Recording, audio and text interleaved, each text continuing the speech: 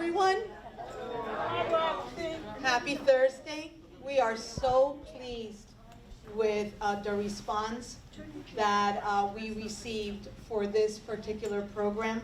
Not sure whether it was the holidays. Everybody tends to be a little bit more spiritual or seeking more spirituality during the holidays, but we are just so very pleased, both the foundation and the community center and the village, that you are all here and that you made it.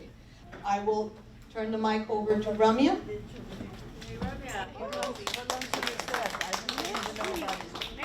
Okay, hi everybody. Thank you all for being here. For those of you that don't know, my name is Ramya. I am the Director of Environmental Science and Operations Manager for the Key Biscayne Community Foundation. We do these talks once a month, usually the last Thursday of the month. It's usually a science or environment related talk. Today is no different. It's still an environment related talk. We just kind of switched it up a little bit and we're looking at it from a different angle. Before we get started with Rabbi Rosenthal, I just have a quick announcement from Kopu Water, and then once she just wants to talk to you about their program. It'll just take about a minute or so, and then we will get into the presentation. Thank you all again for coming. So I work for Kopu Water, and I believe that some of you were here for the CEO and owner presentation for the water and its mission for sustainability and promoting environmentally friendly practices. So we are now not only going to be serving the different restaurants, resorts, and places that consume and purchase Kopu water, but we want to service the community and give it back in order for us to be able to reduce the amount of waste that we have within the community. Everybody here is very self-involved and environmentally friendly and want to have a better future for our family and our community. So just, every little bit helps, and we're introducing it here. And we've labeled it for aluminum only. It's an idea, it's a seed that we hope that will bring lots of fruit, and we've already collected thousands and thousands of pounds of aluminum to being prevented from going into the landfill. So we're putting it in all public areas, hopefully. We were in the Presbyterian Church yesterday, and we are putting it in the police station. I'm hoping that everybody as a community can get together and just put their 2 cents and help this mission and help us have a better environment for our future, okay? It looks like this. Thank you. Thanks, Maria. So many of you have heard of Repair the World. It's an extraordinary organization that does a lot of good throughout the world. Based on that and what the organization has been doing, Rabbi Rosenthal founded Repair the Sea. And I will give it to him so that he can talk to you about his organization and what they do and everything else.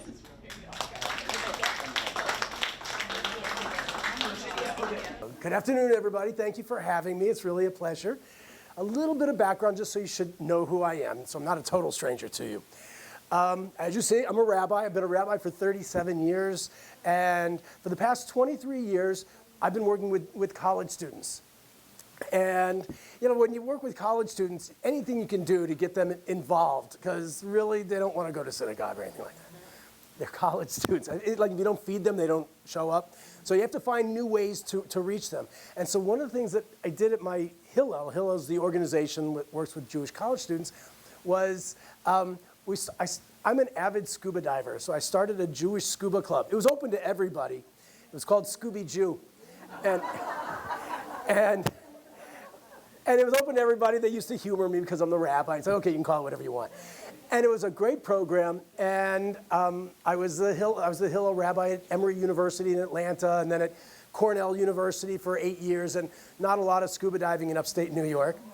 And then my wife and I moved to Tampa Bay.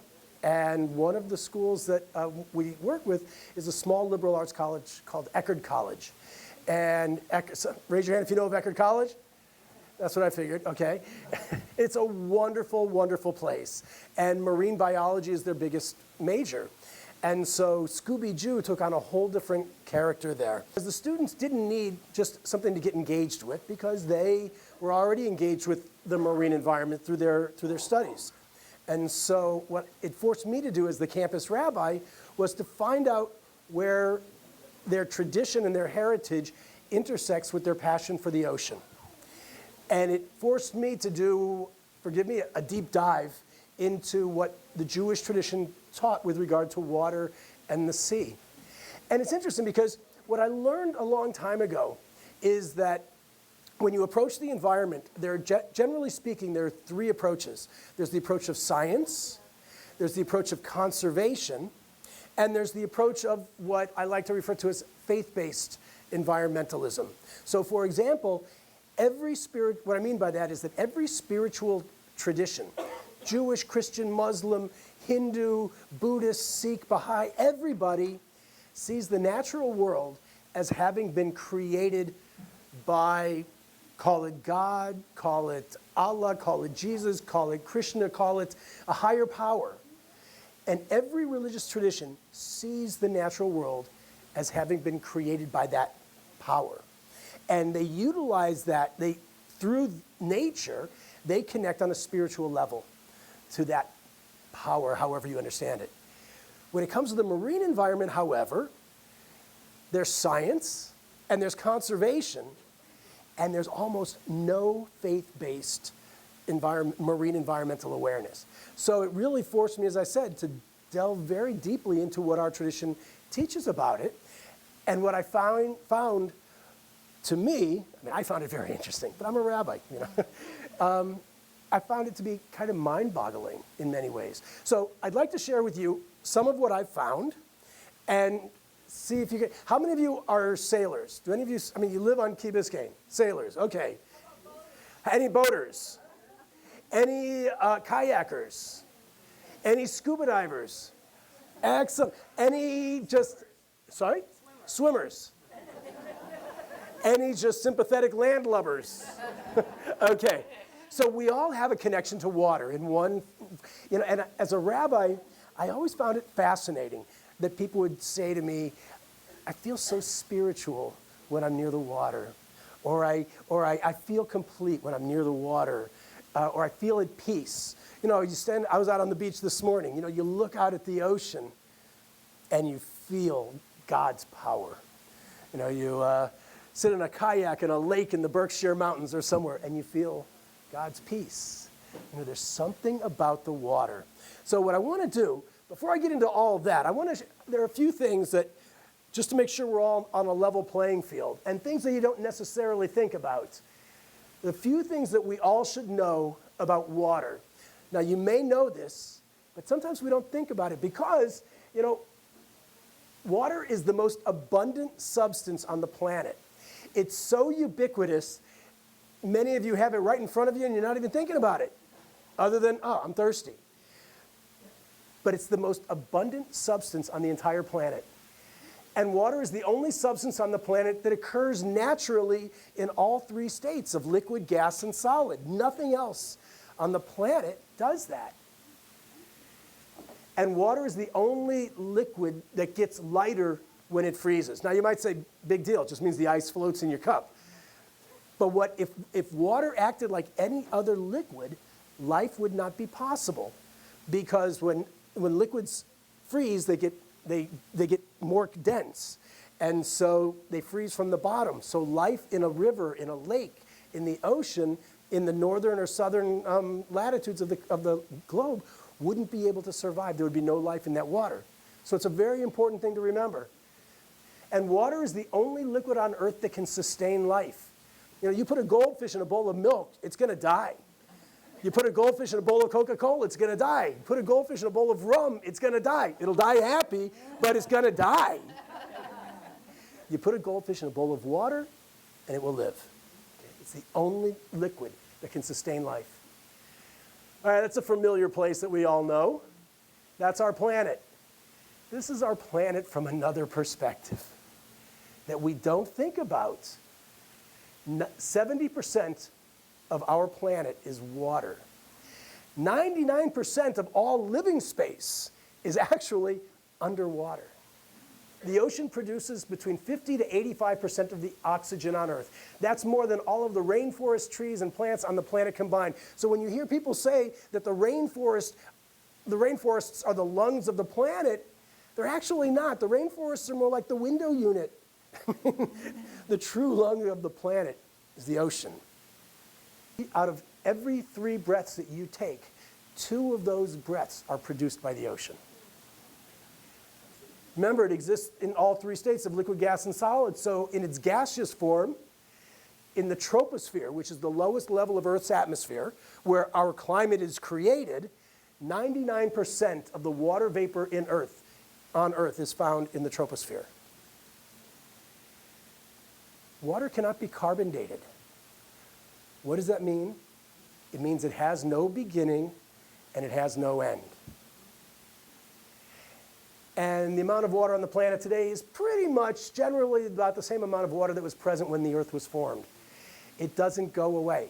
It can be polluted, but it doesn't go away. And when it's polluted, that's a whole other thing. I'll leave that for Ramya. She's the scientist. She'll tell you what happens to the water in that case. Okay?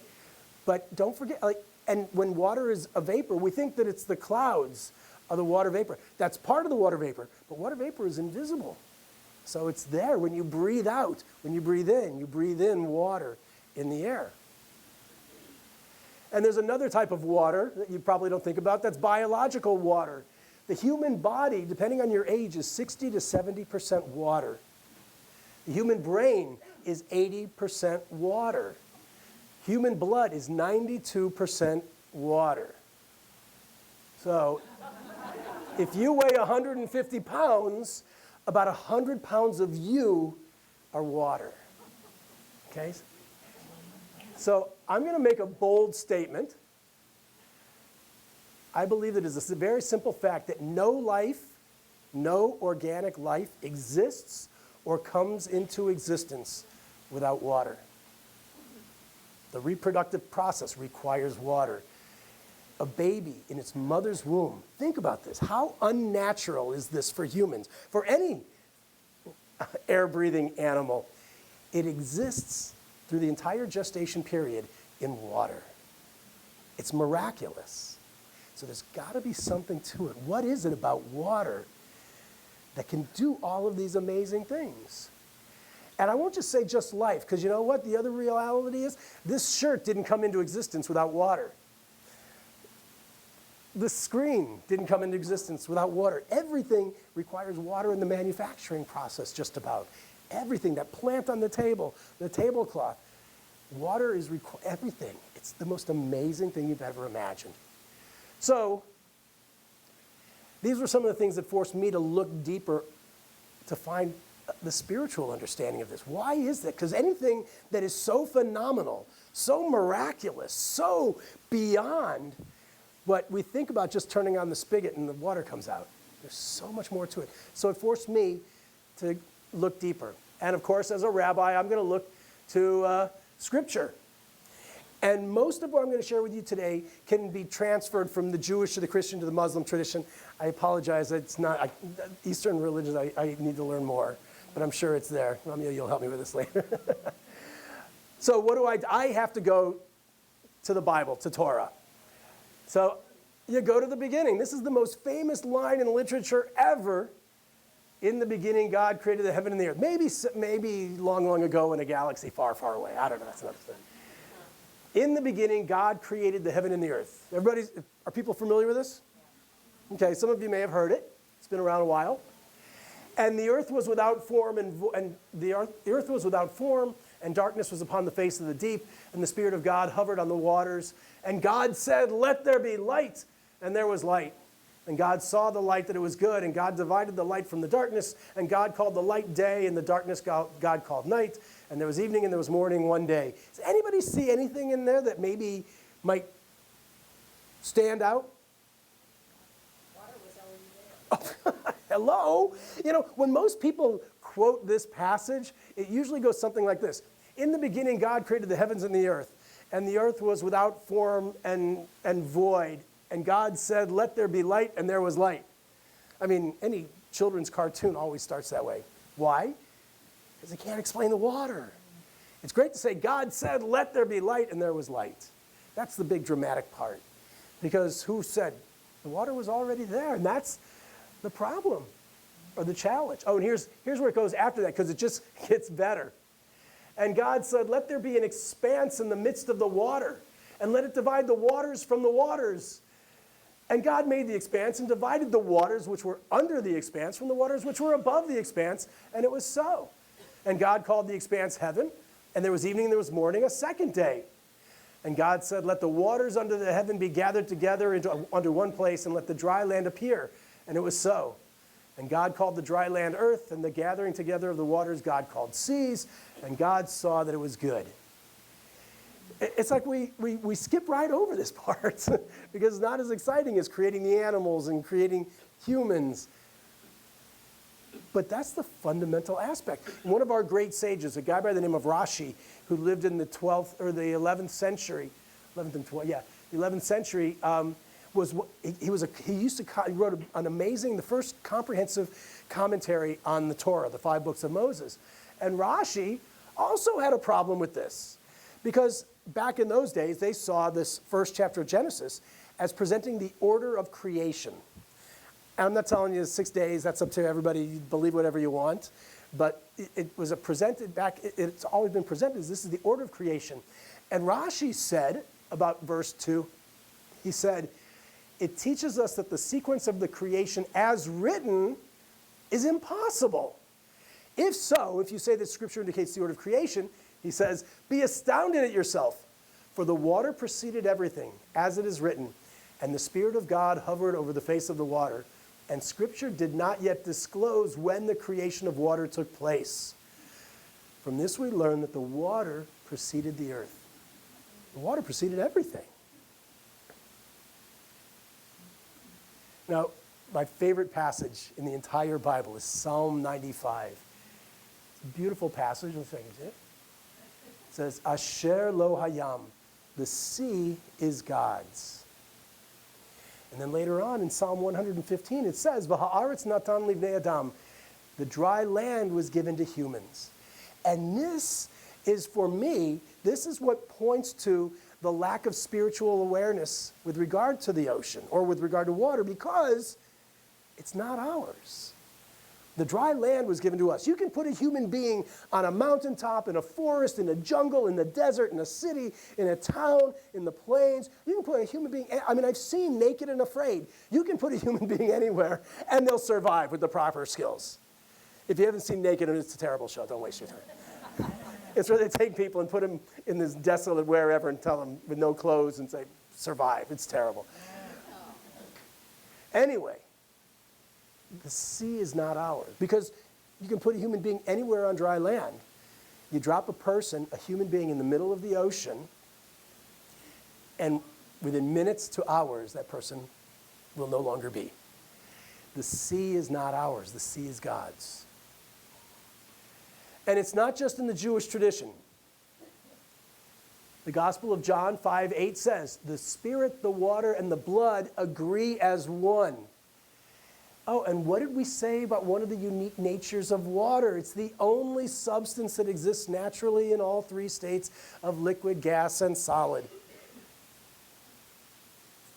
From a Christian perspective, the Spirit, the water, and the blood agree as one. The Spirit, the Holy Spirit, could be understood as gas. The water, God the Father, is liquid. The blood, Jesus, is solid. And if you're still not convinced, 2 Peter 35, by the word of God, the earth was formed out of water and by water. Okay? How can that be? If I had that answer, I'd be the one who's doing it. So that's what I always love Carl Sagan. Does everybody remember Carl Sagan? He was the Neil deGrasse Tyson of the 20th century. Carl Sagan, in his book, The Demon-Haunted World, said, the notion that science and spirituality are somehow mutually exclusive does a disservice to them both. And as I've been doing my studies on the spirituality of water, I see that what I learned from science and what I learned from the spirituality of water, it's like a hand in a glove. I apologize in advance because I'm going to give you an incomplete explanation, which in the Jewish tradition is very deep and very profound. My personal area of study for the past 30 plus years has been Kabbalah, which is, it's often referred to as Jewish mysticism, but I don't call it mysticism because mysticism implies magic, and that's not Kabbalah. Kabbalah is the spiritual teachings of Judaism. And it basically, and I often refer to it also as the cosmology of the universe as presented through the Jewish tradition. Meaning, when we speak of cosmology, we speak about science.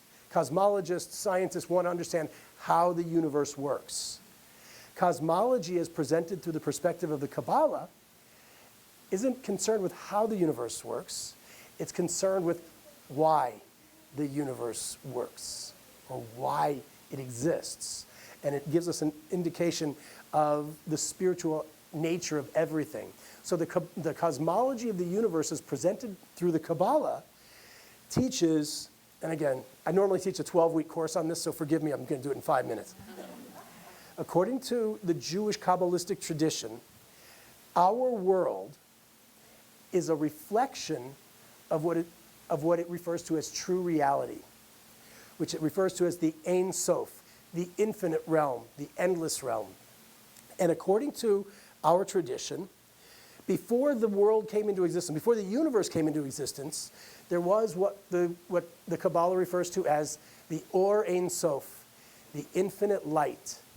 And this infinite light is an infinite, endless emanation of energy that contains within it everything that ever is, was, or ever will be in its non-corporeal state, in its non-physical state. In other words, the spiritual essence of everything is contained within the infinite light. And the infinite light is just that, it's infinite. It expands for everywhere. And it contains everything. It has no lack. And then it gets into a very complicated structure which I won't even go into. Suffice it to say that from the infinite light, our world emanated from. And according to our tradition, everything in this world is a reflection of its greater spiritual essence. If you will, its soul. If you need to put labels, the infinite light, the Or Ein Sof, call it God, call it the higher power, call it whatever you want. But it's that entity which is eternal, which has no beginning and has no end. Oh. Okay? Remember, and within contains within it everything. So everything in our world is a reflection. And it's been clothed in physicality. That's the spiritual essence of us all. If you believe in a soul, that's it. If you just think in terms of the life force within something, don't even talk about a soul if you don't want to. The life force within everything comes from the infinite light. And so the thing that the Kabbalists focus on, there's what we refer to as Maaseh Bereshit. They focus on the understanding the nature of creation, because when you understand the nature of creation, you understand the nature of the world. And so the Kabbalists said, they asked the logical question, if everything in this world is a reflection, if everything in this world is a reflection, and when I say a reflection, I mean like nothing, 1%. You know, if you look at yourself in a mirror, I mean, I see you two handsome gentlemen over there, I see you in the mirror. Your reflection in the mirror is nothing. It looks like you, but it's not you. Okay? That's what our world is, according to the Kabbalah. We are nothing but a reflection of that much greater spiritual realm. And so the Kabbalists ask the question, if everything in this world is a reflection of its true spiritual essence, what then in this world is the reflection of the infinite light? What is the reflection of God, if you will, in our world? And there's a first century Kabbalistic text called Sefer HaBahir, which addressed these questions. And Sefer HaBahir said, Or HaChayim Shel Mayim, the infinite light is, in this world, the life of water. I said, wow. When I saw this, I couldn't believe it. The reflection of the light in our world is water. But there had to be more. I had to find something else that would tell me this. I just said this, we can forget that. Oh, but remember, according to Genesis chapter 1, verse 1, water preceded everything. Preceded everything. Sort of. Because there was one thing in the text that does precede the water. The only thing in the text which precedes the water is Elohim, which is the name of God.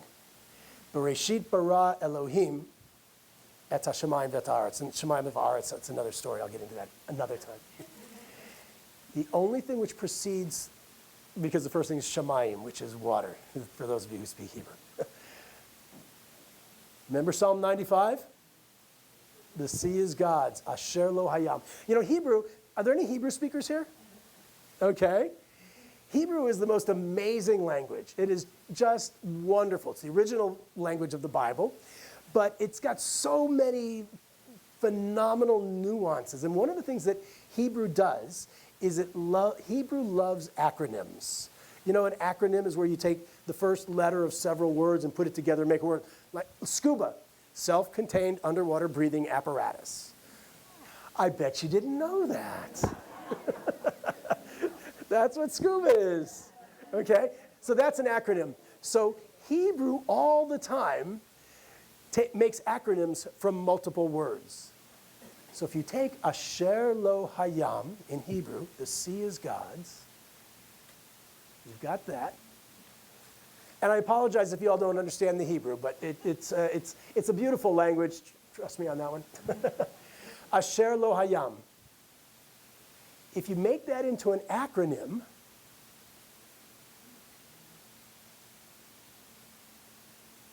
it spells the name of God, Elohim. And that's the name of God that was used in the first chapter of Genesis to create the world. Okay? Now, the other thing about Hebrew, which is pretty amazing, Hebrew is written without vowels. I'll give you a little linguistics lesson. These are the consonants, and these little dots and dashes, those are the vowels. If you go into a synagogue and you look at a Torah scroll, it's written without vowels. Anybody ever been to a bar mitzvah? It's Miami. Of course you've all been to a bar mitzvah. The hardest part about a bar mitzvah is the kid has to learn how to read from the Torah without vowels.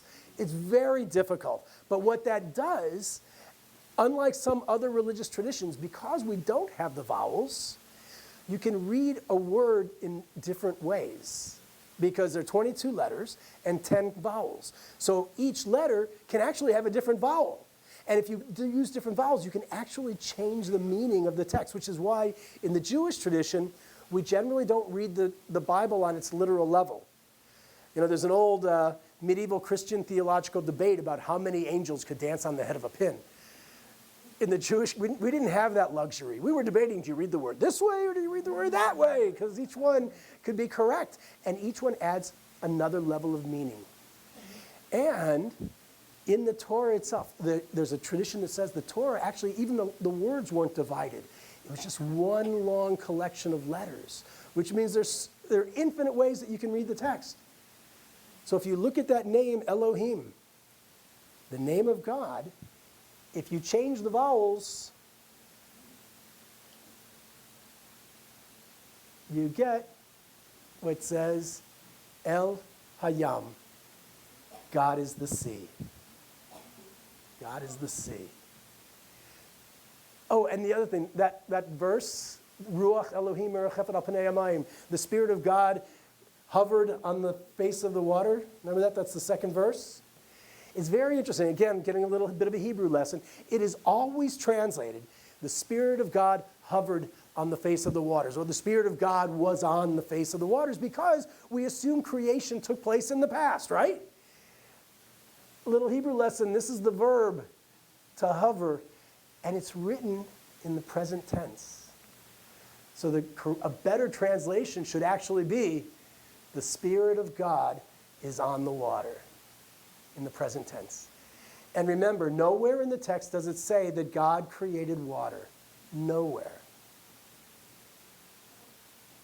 The sea is God's.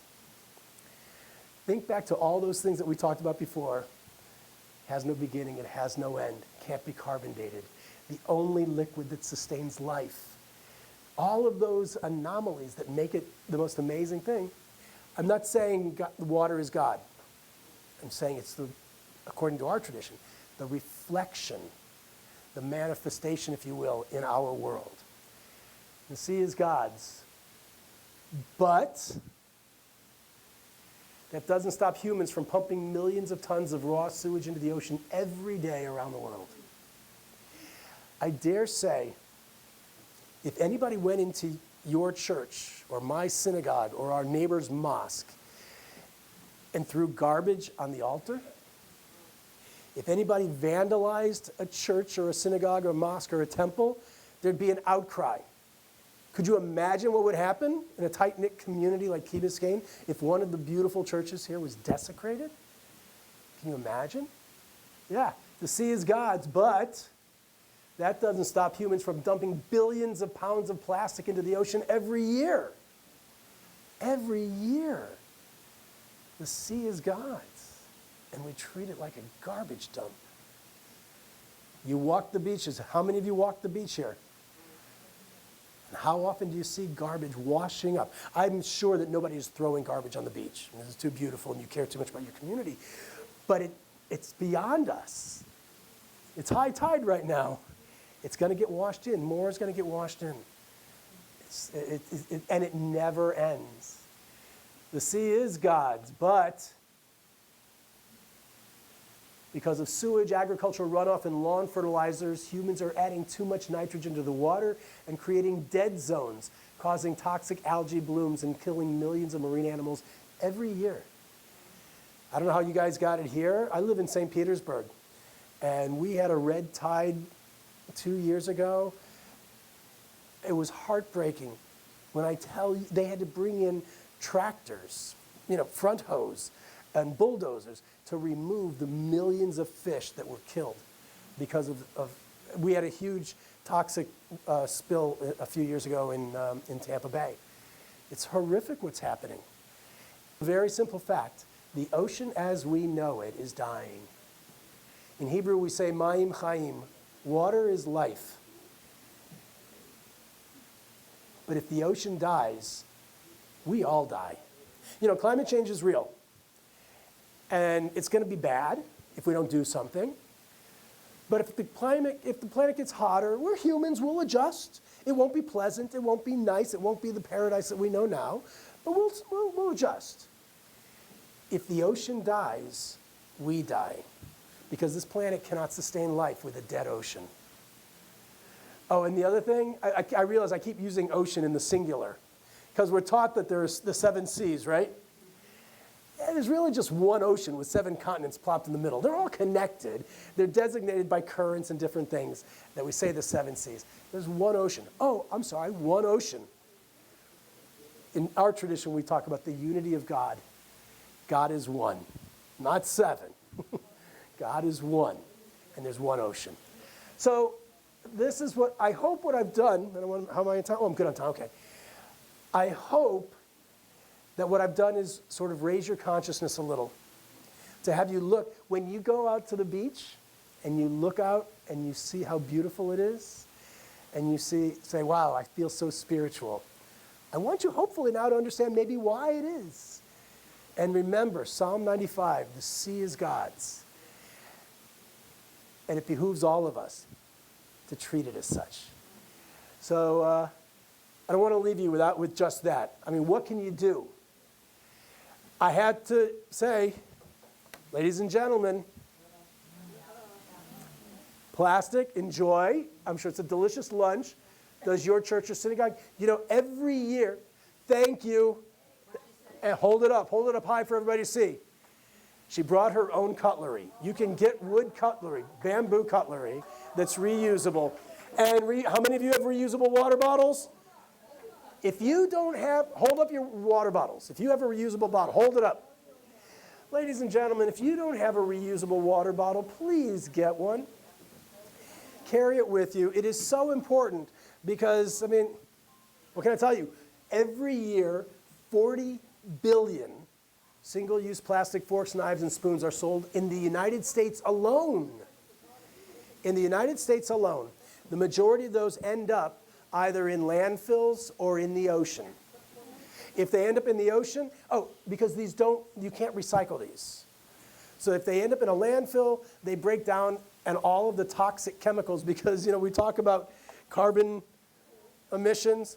This is a petroleum product. It's just like what you put in your car, unless you've got a Tesla or something. It's the same stuff, it's just made in a different form. It's like sucking on a gas tank, I don't know, or a gas pump. They break down and contaminate the land around landfills. Okay? If they end up in the ocean, they break down into microplastics and they kill marine life. They poison the water, and they end up in our food supply, because if you eat fish, you're eating plastic. So what can you do? I wasn't going to talk about my organization, but Repair the Sea created a program which, for faith-based organizations, so for faith-based organizations, there's a company called Verterra which manufactures single-use, easily compostable cutlery. It's made from nothing but wood and water. Maybe you've seen cutlery that's made from corn. That actually, if you don't have an industrial level of composting, those actually don't break down. I mean, they will break down eventually, but it might take years. And if it gets into the ocean, it can have the same impact. It can be eaten by marine life. So Verterra manufactures these wooden single-use cutlery. It is different. It feels different, and it's not like plastic. And it's twice the price of plastic cutlery that you can get at Costco. So I went to the company, and I spoke with the CEO. Happens to be a young Jewish guy, so I pulled the rabbi thing on him. And I said, it's a guilt trip. My mother, she should rest in peace, she used to get frequent flyer points for guilt trips, let me tell you. She was wonderful. I said to him, your product is great, but it's twice the price of Costco. And at the time I was working for Hillel, I said, no Hillel is going to pay twice the price for something they use once and throw away. And it's something that is so unimportant that it doesn't, in the budget, they don't even think about it. They get the cheapest thing and they throw it away. And I dare say that's how it is for every Hillel, for every church, every synagogue, every faith-based organization. And so I said to him, help me, work with me so that we can make a difference. And working with Hillel at the time, I conducted a survey of my colleagues around the country and found that the amount of single-use plastic they were using was abominable. It was horrific. And so I went back to Verterra and I said, what can we do? We negotiated, and he agreed to give a below wholesale discount to any Hillel that would switch from plastic to their product. And then we crunched the numbers and found, this was before the pandemic, so the cost differential for a Hillel that served 100 meals a week, the cost differential between plastic and this was only $200 a year. Since the pandemic, it's gone up because of the supply chain and all of that. But if your church serves 100 meals a week, the cost difference will only be about $450 a year, maybe $500. And every church or synagogue that's done this, a donor has come up and said, I'll pay the $500. Let's make a difference. And complete transparency, Repair the Sea does not make a penny off of this. Our goal is not to make money, although we need money. Our goal is to make a difference. And the way to make a difference in this is to make the bar to participation so low that you can't say no. So if your church or your synagogue would do this, it takes getting used to, especially for those of us who are older than kids. It takes a little bit of adjusting to say, it doesn't feel like the plastic that I've been using since The Graduate. Remember the movie The Graduate? Where he said, Benjamin, plastics. I think it was, 1964 that movie came out. Since 1964, we've been so accustomed to plastics. It's probably the second most common substance on the planet after water. So it takes a little adjusting. But the impact that you can have by doing that is profound. Remember, the sea is God's, and we need to treat it as such. And little things like using plastic cutlery make a difference. Would they expand to organizations like the community center that is not faith-based? It's a great question that, that Ramya and Michelle and Melissa asked me, and I have to find out. We may be able to work it out through the foundation, and the foundation can help. I can't say for certain, but because I feel so strongly about this, I'll do whatever I can. If I can get them to move from faith-based to just not-for-profit, then we may be able to do it. So I've got my homework, thank you. That's about it, that's all I got. Any questions? What would it take for people to say, like, in events like this that happen every Thursday? The question was, what would it take for an organization like the Community Foundation that has the program like this every week to stop using plastic? Yeah, or to ask people, okay, bring your plates, bring your cutlery, and bring your reusable bottles. You know, when I work with students at Eckerd College, our students bring their own plates and cutlery. So if I can I say this, Ramya? Bring your plates and cutlery. And your own food. And, well, not your own food. Foundation has to do something here. Bring a plate and your cutlery, and it doesn't have to be wood. You know, because you're going home afterwards, take it home and wash it. I always had trouble figuring out why is it so much, you know, you have to get the oil out of the ground, you have to transport it to a processing plant, then you have to transport it to another processing plant to turn it into pellets, then you have to send it to another processing plant somewhere else in the world to turn it into a fork, then you have to ship it from China to the United States. Isn't it easier just to wash it? Yes. Oh, yes, you can go to repairthesea.org, and we do sell reusable bamboo cutlery, and we do sell water bottles. And Jewish ritual objects. Yes, we do. This was fabulous, thank you Thanks, so much. Abby.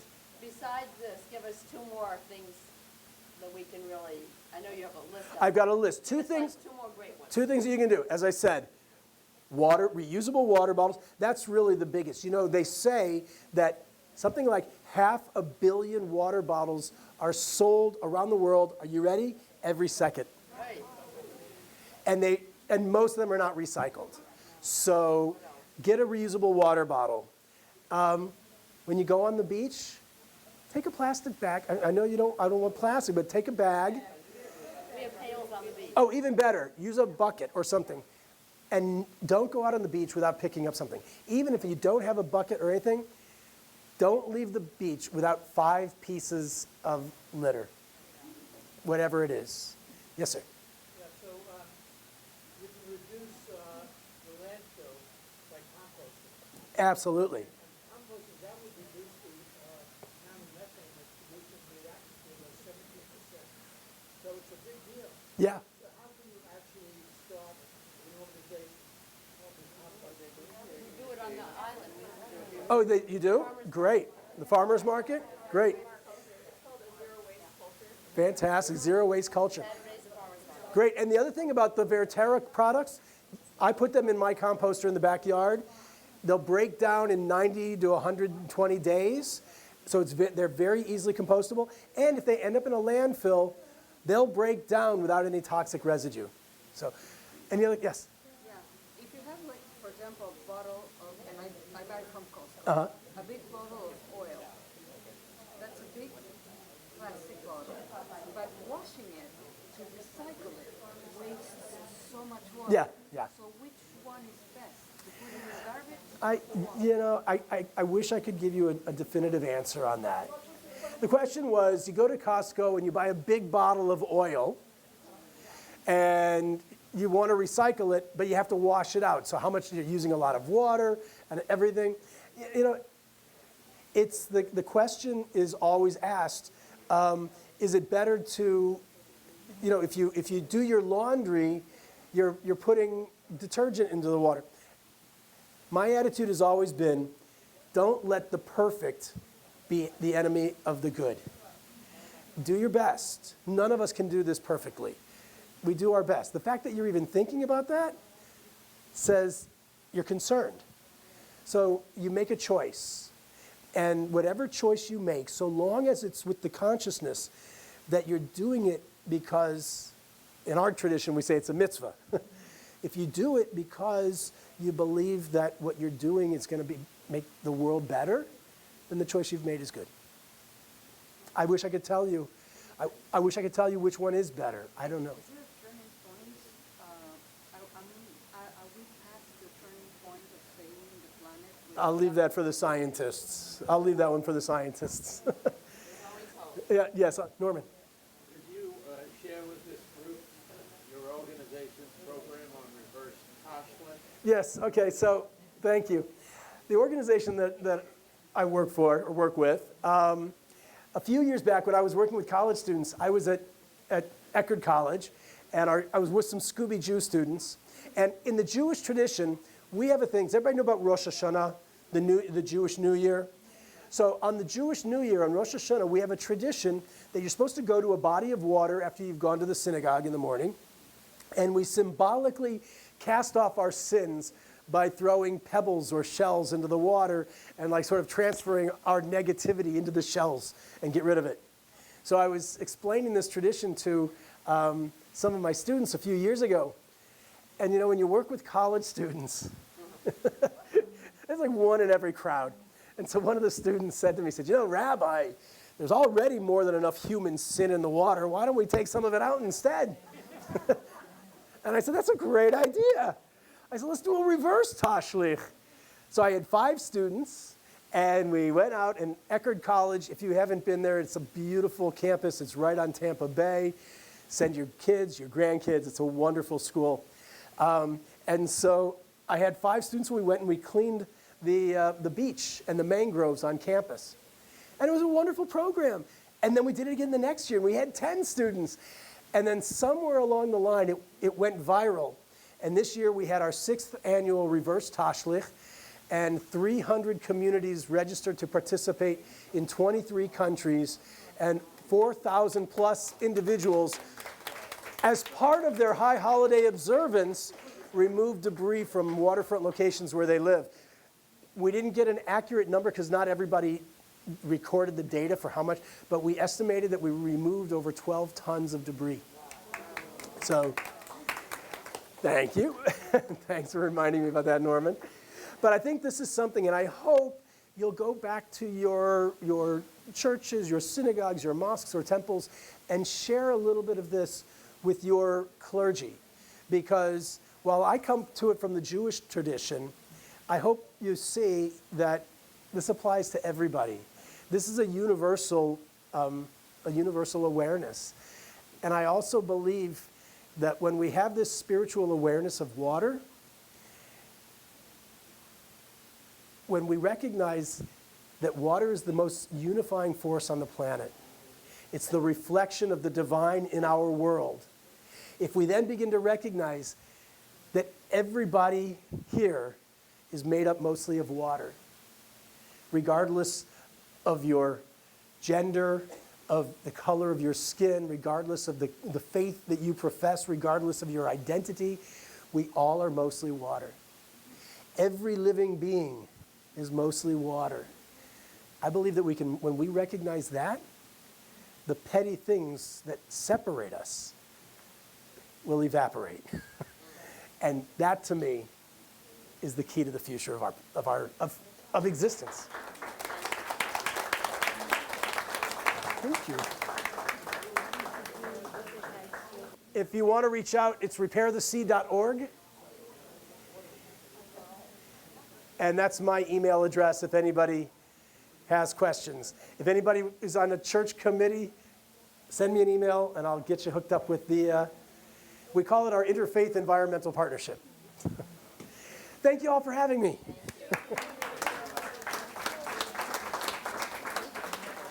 Thank you.